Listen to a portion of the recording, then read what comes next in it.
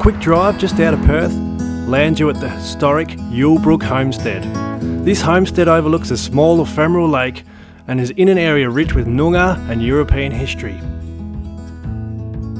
Nestled between the banks of the Canning River and Yulebrook, the site and the homestead is now the main headquarters of Landcare organisation SERCUL.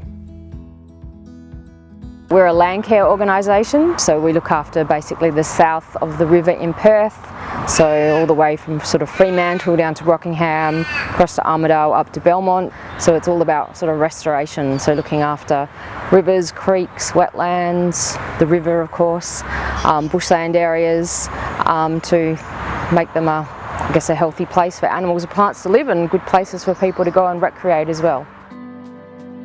With help from the team at Waterless, SERCUL installed some waterless composting toilets to accommodate the volunteers, schools and other community groups that come to visit the site to learn about and get involved in the important Landcare projects that SERCUL facilitate. The toilet building was designed and built to match the look of the existing heritage listed homestead.